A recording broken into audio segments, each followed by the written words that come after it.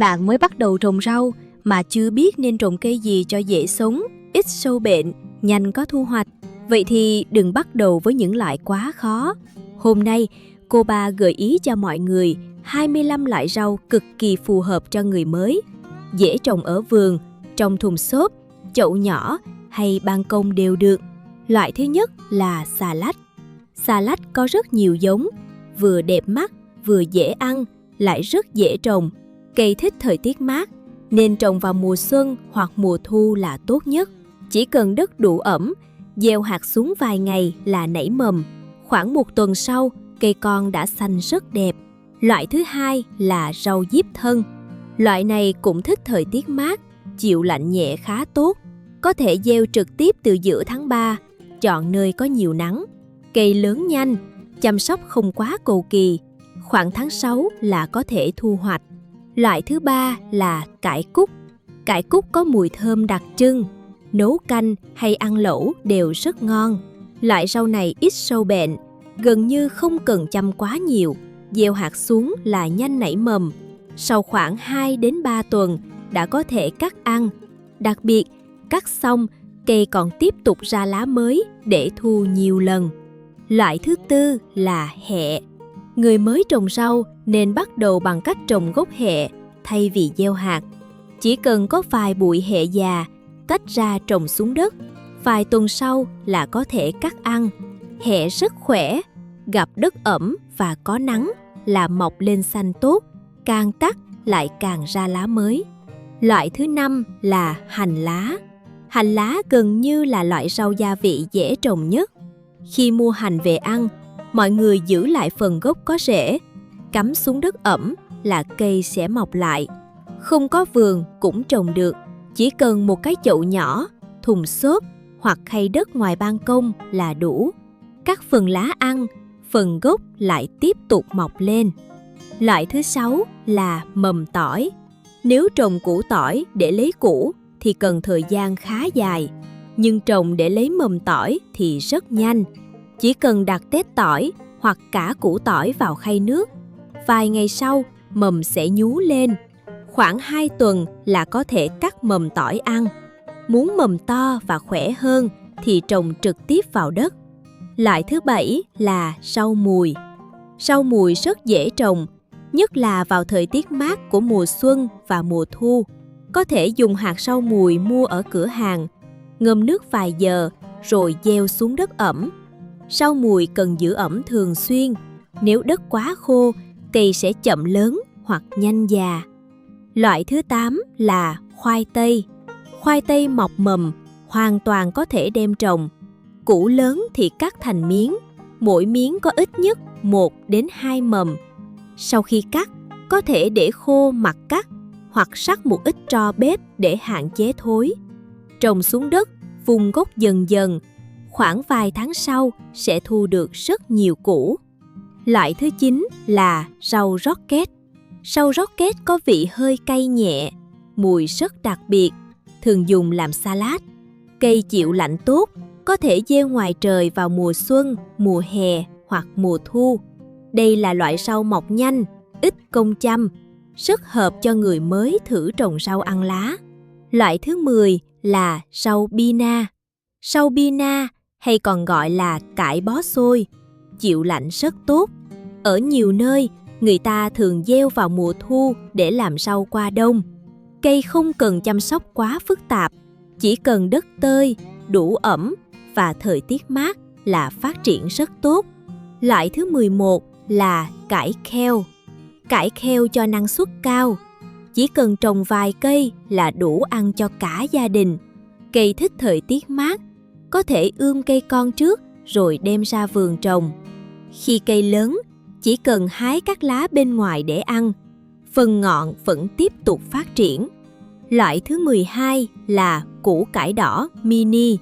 Đây là loại rau rất vui để trồng vì lớn cực nhanh. Gieo hạt vào đầu xuân, khoảng 1 tháng sau là có thể thu hoạch. Củ cải đỏ mini thích đất tơi xốp, đủ ẩm. Người mới trồng sẽ rất dễ có cảm giác thành công vì thời gian chờ không lâu. Loại thứ 13 là đậu Hà Lan. Trồng đậu Hà Lan có thể thu được ngọn non, quả non và cả hạt. Nếu muốn ăn ngọn đậu thì gieo dày hơn một chút. Nếu muốn lấy quả, nên trồng thưa hơn và làm giàn cho cây leo. Khi cây bắt đầu bám giàn, sẽ ra hoa và đậu quả liên tục. Loại thứ 14 là đậu tằm. Đậu tằm thích khí hậu mát. Nếu gieo trước mùa đông, cây sẽ khỏe hơn, ít gặp rệp hơn và cho nhiều hoa, nhiều quả hơn.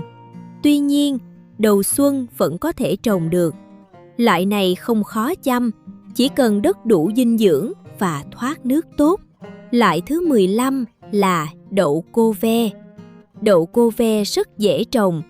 Vào khoảng tháng 5 hoặc tháng 6, ngâm hạt vài giờ rồi gieo trực tiếp xuống đất là được. Có loại cần làm giàn leo, có loại dạng bụi thấp không cần giàn. Người mới có thể chọn giống thấp để chăm đơn giản hơn. Loại thứ 16 là rau lang. Rau lang rất khỏe, ít sâu bệnh, lại mọc rất nhanh. Khi mua rau lang về ăn, giữ lại vài đoạn thân già, cắm vào nước hoặc đất ẩm. Chỉ khoảng 1 tuần là ra rễ và lá mới. Sau khi trồng ra vườn hoặc chậu lớn, cây sẽ bò lan rất nhanh, có thể hái liên tục suốt mùa nóng. Loại thứ 17 là cà rốt. Cà rốt có thể gieo từ cuối tháng 7 để thu trước mùa đông. Hạt cà rốt nhỏ, nảy mầm hơi chậm, nên cần giữ đất ẩm đều trong thời gian đầu. Khi cây mọc dày quá thì tỉa bớt để củ có không gian phát triển. Loại thứ 18 là cải thìa. Cải thìa có thể trồng hầu như quanh năm, trừ lúc mùa hè quá nóng. Dễ nhất là gieo vào mùa xuân hoặc mùa thu. Cây lớn nhanh, ăn được cả cây non lẫn cây trưởng thành. Trồng trong thùng xốp cũng rất phù hợp. Loại thứ 19 là cà chua. Cà chua nên đem cây con ra trồng khi thời tiết đã ấm ổn định. Cây cần nhiều nắng, đất giàu dinh dưỡng và có cọc chống đỡ. Khi cây ra hoa, đậu quả, nên bón thêm phân hữu cơ định kỳ. Ngoài ra, cần tỉa bớt nhánh phụ để cây tập trung nuôi quả. Loại thứ 20 là ớt. Ớt là cây rất dễ tạo cảm giác thành công vì ít sâu bệnh và sai quả. Khi nhiệt độ đất đủ ấm, có thể đem cây con ra trồng ngoài trời. Ớt cần nhiều nắng, mỗi ngày khoảng 6 đến 8 giờ ánh sáng. Muốn cây ra nhiều hoa, đậu nhiều quả thì nên bón phân hữu cơ giàu lân và kali. Loại thứ 21 là dưa leo. Dưa leo sợ lạnh, nên đợi thời tiết thật ấm rồi mới trồng. Cây cần nhiều nước, đất luôn ẩm nhưng không úng. Khi phát triển tốt, dưa leo sẽ ra hoa và cho trái liên tục trong thời gian dài. Có giàn leo thì quả sẽ sạch và dễ thu hoạch hơn. Loại thứ 22 là bí đỏ. Bí đỏ không cần ươm quá cầu kỳ. Ngâm hạt qua đêm, để nơi ẩm vài ngày là hạt nứt mầm. Sau đó đem gieo vào chậu hoặc xuống đất. Bí đỏ khỏe, ít công chăm. Chỉ cần có không gian cho dây bò là cây sẽ phát triển rất mạnh. Loại thứ 23 là bí ngòi. Bí ngòi cho quả khá sớm so với nhiều loại cây họ bầu bí. Có cây con thì đem trồng khi thời tiết ấm. Không có cây con thì gieo hạt trực tiếp cũng được. Chăm tốt thì khoảng tháng 6 đã bắt đầu có quả để thu. Loại thứ 24 là mồng tơi. Mồng tơi là đúng kiểu rau lười, rất dễ sống và không cần chăm nhiều. Cây chịu nóng tốt, thích hợp trồng vào mùa hè. Chỉ cần vài cây là có thể hái ăn liên tục suốt mùa nóng. Đất ẩm, có nắng, cây sẽ leo và ra lá rất nhanh. Loại thứ 25 là cải cầu vồng. Cải cầu vồng vừa ăn ngon vừa rất đẹp, có nhiều màu như đỏ, vàng, xanh. Cây thích đất ẩm, nhiều nắng và lớn khá nhanh. Từ lúc trồng cây con đến lần thu đầu tiên chỉ khoảng 1 tháng. Khi thu, chỉ cần hái lá ngoài, cây sẽ tiếp tục ra lá mới. Trên đây là 25 loại rau rất phù hợp cho người mới bắt đầu. Mọi người không cần trồng hết cùng một lúc, Chỉ cần chọn vài loại mình thích ăn, phù hợp với thời tiết và không gian nhà mình là được. Trồng rau, quan trọng nhất là thuận theo mùa, giữ đất đủ ẩm, có nắng và chăm đều tay.